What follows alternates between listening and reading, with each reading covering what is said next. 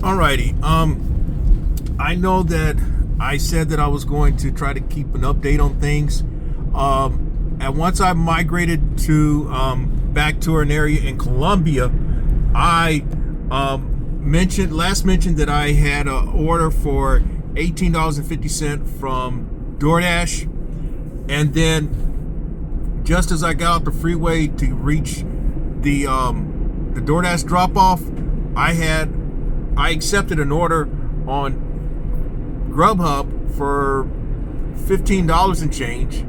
And then in the midst of all that, somehow I managed to book a load that's going from Fountain Inn, which is where I'm at now, to Atlanta Airport for some money as well. It was for $350, but from Fountain Inn to Atlanta for $350. I'm gonna deal with the Atlanta traffic on a Friday afternoon/evening because it's a better deal than better deal than having to work around town, I suppose. I mean, this is one where you make you feel that you make the best decision for you. And for me, the best decision is taking a brokered opportunity. It's a bigger hit for what I need to do. I wouldn't call it, 177 miles, $350. You do the math, that's just about $2 a mile, as what some people would say.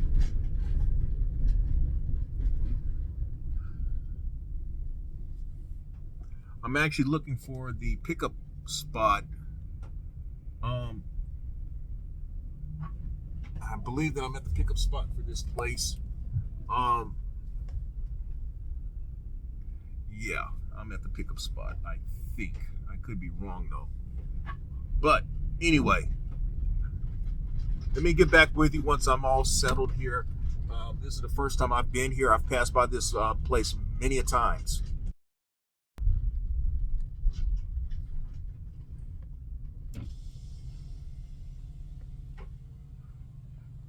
Ladies, shipping is going to be the next one over. Okay. All right.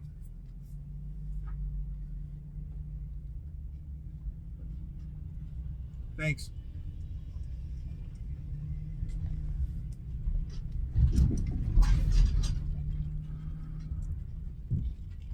Well, as I mentioned, this is the first time I've come here. So what I did was I turned off into one of the entrances, but it's the next one that I need to go to for shipping. Most places are set up where you got a shipping side and a receiving side, and I guess if you allow for it, it could be rather daunting, but it's not. You do this enough. You just pick up the signs and try to follow where you need to go.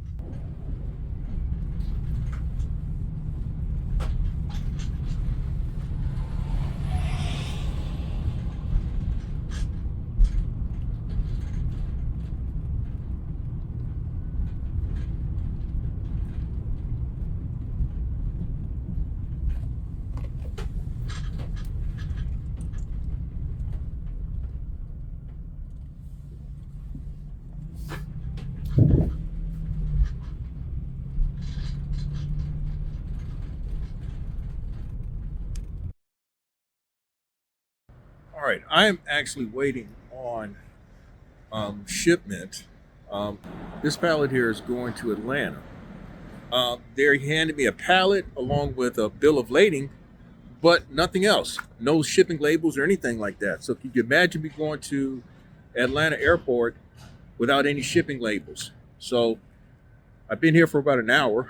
Not the most ideal situation, but I kind of conceded that already.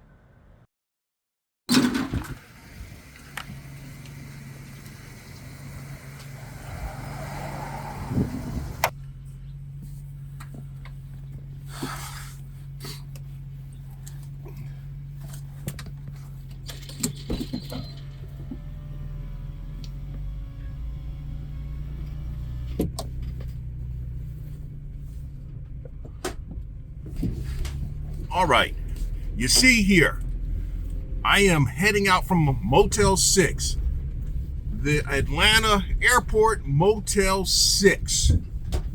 This is me this is the pretty much the ending of this segment of the Gig Geezer, but I'm also bringing you up to speed with what all happened. Now, I had to wait a total of really 2.5 hours before I left Fountain Inn to attempt delivering this cargo that's in my in my cargo area to the Atlanta Airport. And by the time I got to Atlanta Airport, it was just before 9 o'clock. Well, the air cargo place had already closed up. The guy told me the guys had already left. Anywhere between 8:30 and 8:45, and so I have to come back this morning. They just probably opened a few minutes ago, and so I'm heading over there. And so this is actually going to be application to a recent video. In fact, this particular segment of the Gig Geezer, in which I indicated how you need to speak up for your money. In a broad sense, the fact that I had to wait 2.5 hours total, what had happened was the shipper did not have their act together, not at all. Now initially it appeared that I'm supposed to get 2 pallets, but in fact it turned out to be 1 pallet. What they did was they combined the pallets, but the problem was that they gave me partial paperwork. They didn't give me all of the paperwork that was needed to bring to Atlanta. In fact, right here is all the paperwork. It's a bunch of paperwork here when you're doing air cargo, and particularly when it's overseas. You got to have specific things, or it's going to be a bad day for you. And so, as it turned out, I was emailed the remaining documents that I needed after leaving Greenville. And so I had to stop off prior to reaching the airport area to print out the documents, because for those of you who have done brokered opportunities, they will say must have paperwork in hand, must have docs in hand. In other words, you've got to print it out. It's on you. And depending on where you go, the air cargo places are not going to allow you to email them and they print it out. They will not do it. You have to have it done. So, all right, so you have to have your paperwork together, or else it'll be a bad experience. Now,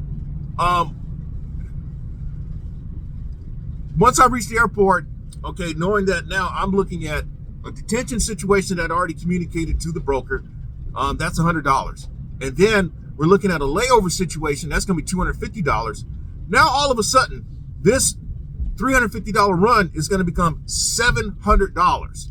So what is a borderline loss becomes a win. Now you can say, well, God damn it, you still had to spend a night. Well, that's $700, buddy. And for, depending on how I want to count the money as money earned yesterday, which would be an $800 day, or I could take the 126 as a partial and, and then count 700 today. The fact of the matter is that my production now is over 2 G's for the week. So, that I was looking for a big hit, and I got a big hit. Maybe not under the circumstances that I would like, but, I can't complain. So what we're going to do is resume the conversation over at the air cargo place, and then I'm going to end this segment with another thought.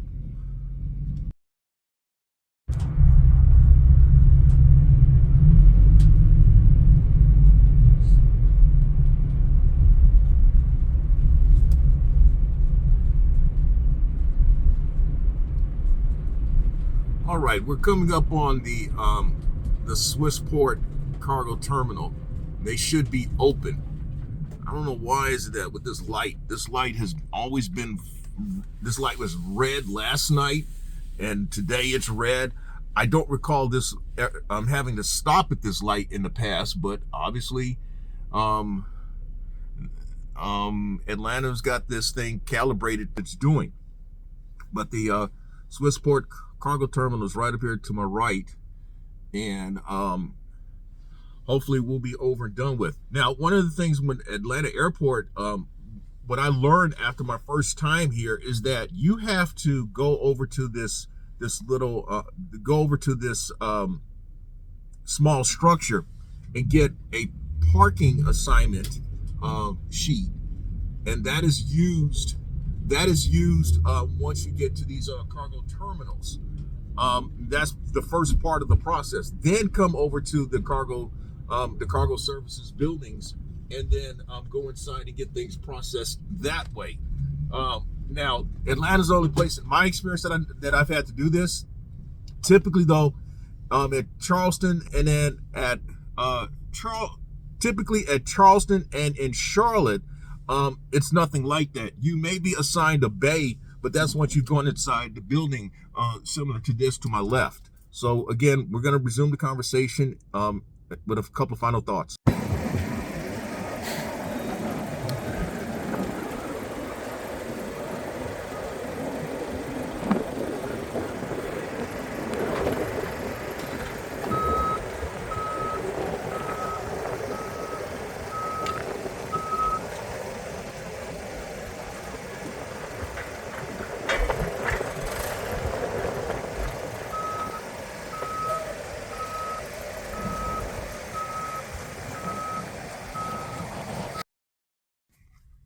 Alrighty, it is several hours later. I am back in the Columbia, South Carolina metropolitan area. And yes, obviously then if I'm back in Columbia, South Carolina if I'm back in the South Carolina metropolitan area, I have completed that brokered opportunity to Atlanta. The best thing I can say about that one is that I've yet to get, as of this documentation, I've yet to get the rate confirmation sheet. And I am aware that I'm leaving myself out there by having not gotten a revised rate confirmation sheet, and that there are ways of pretty much guaranteeing yourself of making sure that you're going to get paid. But the way it was explained to me was that I needed to have that the way they had asked of me was that I needed to complete delivery of the order, send them the proof of delivery, and then they would submit with the customer the extra charges for the so then a new rate confirmation sheet would be generated.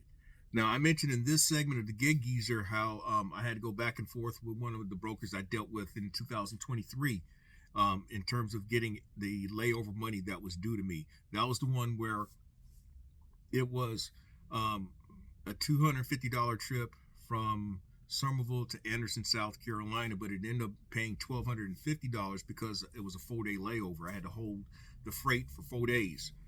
And then I think I mentioned another scenario whereby I had to get layover money with my very first brokered opportunity, which is from Charlotte to San Antonio. And it took a day or so before I got that money. In fact, each of those layover opportunities involved the weekend. So it was like Monday or Tuesday before I saw the money. I did have another layover opportunity that I've not mentioned. Well, I have mentioned in a past segment of the Gig Geezer, but that one was up at, involving a pickup from Dulles Airport in Northern Virginia, going to the Tidewater area to a military installation. And what happened was I got both detention and layover money because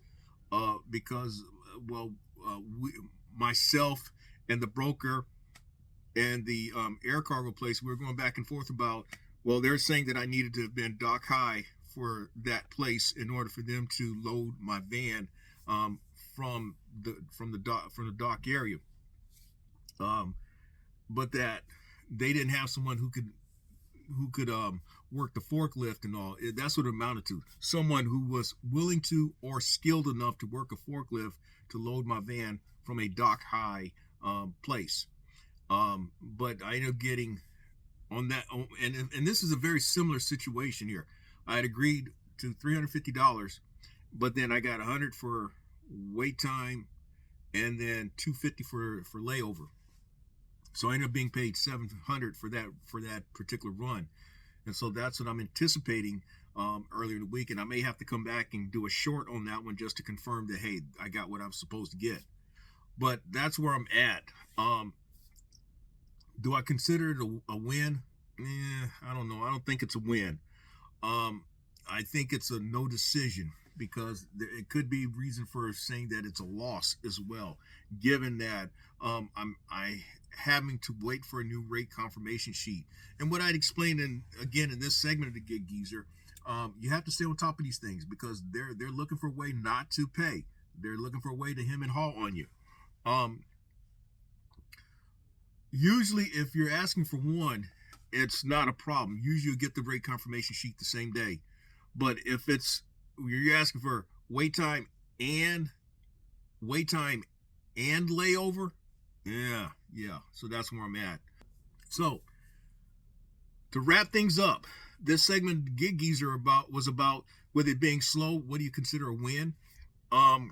If I look at what is the potential numbers wise for this week, and with what the opportunity that I got yesterday from Fountain Inn to Atlanta, if I look based on numbers, that's a win because if I combine the $700 that I'm expecting to get along with the $120 plus that I'd already earned before leaving Columbia, that's an $800 plus day.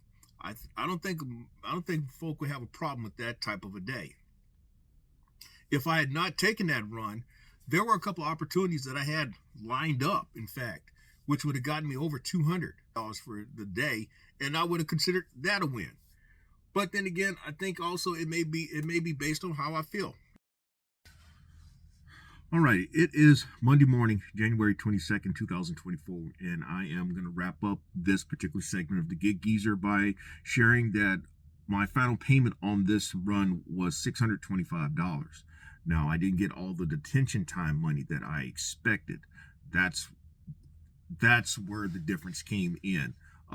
Initially, they sent me a revised confirmation sheet for $600, and then I had to come back and tell them, hey, what about the wait time? And then they said, well, we couldn't get wait time approved because you were only there for 2 hours. And I'm like, no, I was there for over 2 hours. I was there for 2.5 hours. So they said, okay, we'll send you a revised confirmation sheet for 30 minutes.